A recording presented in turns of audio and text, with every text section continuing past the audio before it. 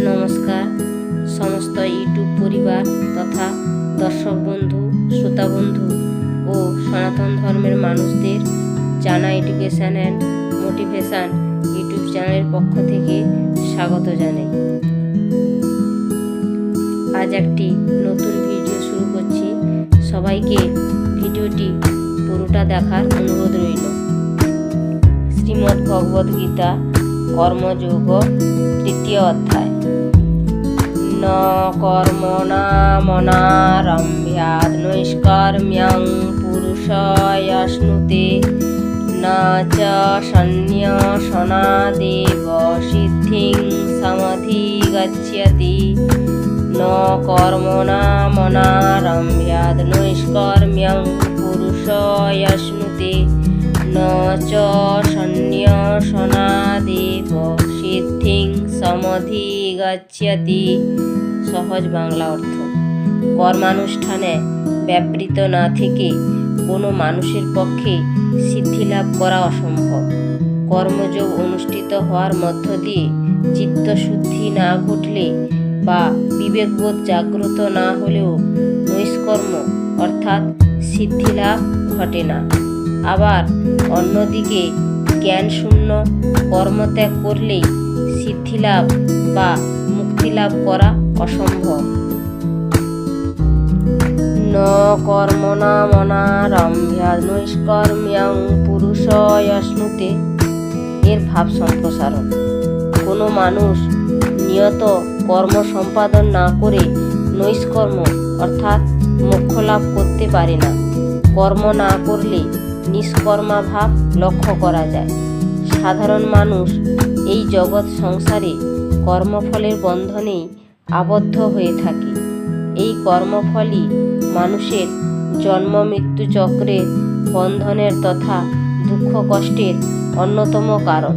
কুরুক্ষেত্রের যুদ্ধের প্রাঙ্গণে যুদ্ধবিমুখ অর্জুনকে শ্রীকৃষ্ণ বলেছিলেন, সম্পূর্ণ কর্মত্যাগ কখনোই সম্ভব নয়।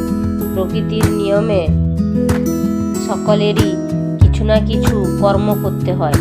বাহ্যিকভাবে কর্মের বন্ধন থেকে মানুষ মুক্ত হলে মনে মনে ইন্দ্রিয়ভোগ্য বিষয়গুলির কামনা তারা করে থাকে। সেই জন্য ভগবান শ্রীকৃষ্ণ বলেছেন যে কর্মত্যাগ না করে যদি দেশ, হিংসা, স্বার্থ, কামনা পরিত্যাগ করে কর্ম করে তাহলে মোক্ষ প্রাপ্তি সম্ভব।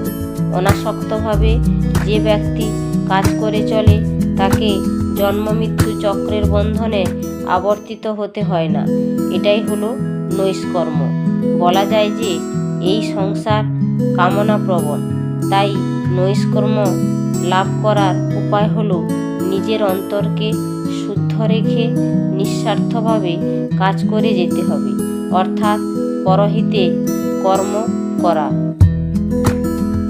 অতএব কর্মত্যাগ নয়, প্রকৃতিজাত গুণের বশবর্তী হয়ে কর্ম করলে কিংবা আসক্তিশূন্য হয়ে কর্ম না করলে মোক্ষ প্রাপ্তি সম্ভব নয়। না চ সন্ন্যাসনাদেব সিদ্ধিং সমধিগচ্ছতি। না চ সন্ন্যাসনাদেব সিদ্ধিং সমধিগচ্ছতি এর ভাব সম্প্রসারণ: মানব জীবনের চরম লক্ষ্য হল পরম প্রাপ্তি বা মুক্তিলাভ। মোক্ষ প্রাপ্তির উপায়স্বরূপ প্রধানত দুটি পথের উল্লেখ পাওয়া যায়। একটি হলো সমস্ত রকম কর্ম পরিত্যাগ করে সন্ন্যাস মার্গ এবং অপরটি হলো নিষ্কাম কর্মের মাধ্যমে কর্মযোগ অর্থাৎ কর্মে দক্ষতা। প্রাকৃতিক নিয়মের অধীনে থাকার ফলে মানুষের পক্ষে সম্পূর্ণরূপে কর্ম ত্যাগ করা সম্ভব নয়। তাই প্রতি মুহূর্তে তাকে কর্ম করে যেতে হয়, যা শ্রীকৃষ্ণ অর্জুনকে উপদেশ দিয়েছিলেন। মানসিক সংযমের দ্বারা কৃত নিষ্কাম কর্ম ব্যতীত মুক্তিলাভও সম্ভব নয়। তাই কর্ম ত্যাগ করে সন্ন্যাস মার্গের পরিবর্তে শুদ্ধ চিত্তে সম্পাদিত নিষ্কাম কর্মই হল ভগবৎ প্রাপ্তির সঠিক পথ। সন্ন্যাসনাথ বলতে কি বোঝায়?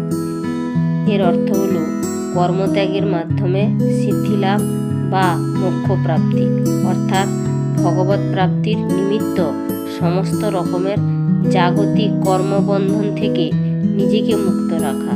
কিন্তু বাসুদেব শ্রীকৃষ্ণের মতে নিষ্কাম কর্ম, অর্থাৎ কামনা বাসনা দেশ এবং অহংভাব ছাড়া সিদ্ধিলাভ সম্ভব, যা ভগবান শ্রীকৃষ্ণ অর্জুনকে কিভাবে সিদ্ধিলাভ সম্ভব তা এই শ্লোকে বুঝিয়েছেন।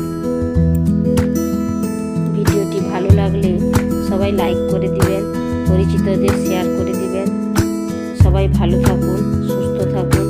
নতুন বন্ধুরা সাবস্ক্রাইব করে পাশে থাকবেন আর কমেন্টে জয় শ্রীকৃষ্ণ লিখতে